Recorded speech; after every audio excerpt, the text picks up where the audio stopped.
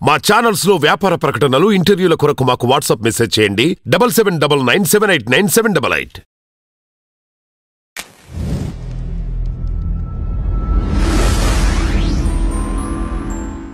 ఈ మధ్య కాలంలో ఒక విషయం చాలా చర్చాంశనీయంగా మారింది. అవునమ్మా. అదేంటంటే పవన్ కళ్యాణ్ గారు కమెంట్స్ చేశారు. అవును. ఇప్పుడు ఏపీలో జగన్మోహన్ రెడ్డి గారు అక్కడ ఆస్తుల్ని దోచుకోవడంపై చట్టం ఒకటి తీసుకొస్తా అని చెప్పి పవన్ కళ్యాణ్ గారు కమెంట్స్ చేశారు. అవును. మరి దీన్ని మీరు ఎలా చెప్తారు? చాలా గొప్ప సూచన, చాలా గొప్ప సూచన. లేకపోతే ఈ రాజకీయ నాయకులు అందరూ కూడా పేట్రేగిపోతారు. పవరు చేస్తూ నిన్న అద్దెంట్లో ఉన్నటువంటి రోజా ఈ రోజు ఏమిటి 2000 కోట్ల రూపాయలకి అధిపతి కదా.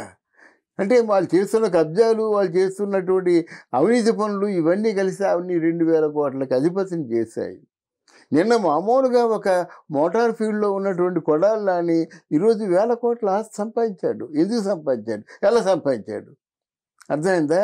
ఇప్పుడు మన కవితనే తీసుకుందాం. తెలంగాణలో అద్దెంట్లో 12,000 రూపాయలకి అద్దెంట్లో ఉన్న కవితకి 200 కోట్ల రూపాయలు ఇంటి అంటే వ్యయంతో ఎలాగే భవనాన్ని నిర్మించింది. దీని చట్టం లేకపోవడం వల్లే కదా. ఎంతసేపు పేదవాడిని పట్టుకుని గుంజుతారు కానీ పేదవాడు ఎవడైనా ఎడ్యుకేషన్ లోను ఒక 30,000 తీసుకున్నట్టయితే ఆ 30,000కి 30,000 రూపాయలు వడ్డీ కట్టి ఇవ్వకపోతే వాళ్ళు నోటీసులు పంపించి ముక్కు పిండి వసూలు చేస్తారే. వాడు కోట్లు దోచుకుంటున్నారు. వాళ్ళ మీద నిఘా ఉండొద్దా? వాళ్ళ మీద యాక్షన్ ఉండొద్దా? యాక్షన్ లేకపోతే రేపు పొద్దున్న ప్రజలకి ఏముంటుందమ్మా? వాళ్ళు దోచుకుంటుందంతా ఏమిటి? జాతి సంపద మనది, ప్రజలది. ప్రజలకి ఇవ్వవలసినటువంటి సంపద, ఆపద కాలంలో ఆదుకోవలసిన సంపద. ఎవరైనా దయదలిచి పరిశ్రమలు పెడతానంటే అప్పుడు 1000 ఎకరాలు ఇవ్వండి. అంతేగాని ఆ 1000 ఎకరాలు నిన్ను కబ్జా చేయమని ఏ చట్టంలో లేదు కదా. అందుకే దాని చట్టం కావాలంటున్నాడు Pawan Kalyan. Pawan Kalyan the best decision తీసుకున్నాడు. అయితే అది ఆచరణలో రావాలి, దాన్ని సాధించుకోవాలి. సాధించుకుందామంటే ఇప్పుడు భూ కబ్జాలు చేసేవాళ్ళు, పందికొక్కుల్లా మెక్కేవాళ్ళు వీళ్ళందరూ ఊరుకుంటారా? ఈ చట్టాన్ని రాణిస్తారా అన్నది నాకు అనుమానమే. కానీ ఒకవేళ అటువంటి చట్టం అంటూ వచ్చినట్టయితే జనం బాగుపడతారన్నమాట. అది మరి అలా చూసుకుంటే ఇప్పుడు పవన్ కళ్యాణ్ గారు వారాహి యాత్ర కారణంగా ఎన్నో విషయాల్ని ప్రజల్లోకి తీసుకువెళ్లారు. అవును. సో మరి అలాంటప్పుడు ప్రజలు ఎక్కువగా మక్కు చూపించేది జనసేన వైపేనా లేదంటే టీడీపీ వైపా?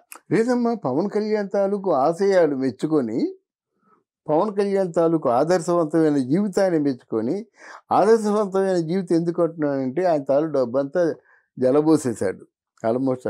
ఒక చోట మీటింగ్ ఇప్పటం అనే ఒక గ్రామంలో మీటింగ్ పెట్టుకున్నట్టయితే వాళ్ళకి 50 లక్షలు ఇచ్చాడు. అర్థమైందా? ఇప్పుడు కౌలు రైతులు ఆత్మహత్యలు చేసుకున్నారు. వాళ్ళకి 135 మందికి ₹1,00,000 చెప్పిన ఇళ్లకు వెళ్ళి ఇచ్చాడు, వాళ్ళ గ్రామాలకు వెళ్ళి ఇచ్చాడు అన్నమాట. ఎక్కడ మీటింగ్ జనవాణి కార్యక్రమంలో ఎవరైనా వాళ్ళ వాణి వినిపించినట్టయితే నేను అనాథనండి, నన్ను చూసే వాళ్ళు ఎవరు లేరంటే ఇట్లాంటి వాళ్ళకి కొన్ని లక్షల మందికి ఆయన ఆదరణ చూపించాడు. బడ్డీ కొట్టు పెట్టుకుంటారా, చీరల దుకాణం పెట్టుకుంటారా, ఏదో కాఫీ హోటల్ పెట్టుకుంటారా అని, అంటే వాళ్ళ కాళ్ళ మీద వాళ్ళు నిలబడి బ్రతికేలాగా సహకరించాడు. ఈ పనులన్నీ నచ్చాయి ప్రజలకి. నచ్చకపోతే వాళ్ళు జనసేన వైపు రారు కదా. పైగా జనసేన వాళ్ళు బిర్యానీ ఎవరు, మందు పోయిరు, డబ్బులు కూడా ఎవరు, ఏదో దారి ఖర్చులు ఇస్తే ఇస్తారు గనక అంతేగాని ఎవరు ఏ ఆఫరు చేయకుండా, అంటే పార్టీలో ఉన్నటువంటి పెద్దలు ఏ ఆఫరు చేయకుండా ఎందుకు వాళ్ళంతలో వాళ్ళు స్వయం సిద్ధంగా తరలి వస్తున్నారు అంటే ఆయన తాలూకు ఆశయాలు ఆదర్శాలు నచ్చే వస్తున్నారు.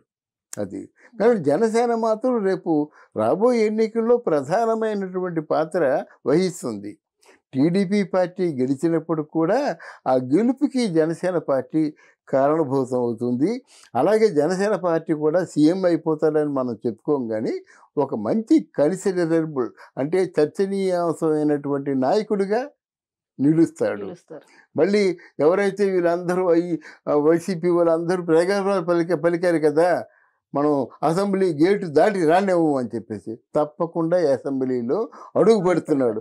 ఈరోజు ట్రీ మీడియాలో నేను చెప్తున్నాను, మీరు రాసుకోండి. అది ఓకే.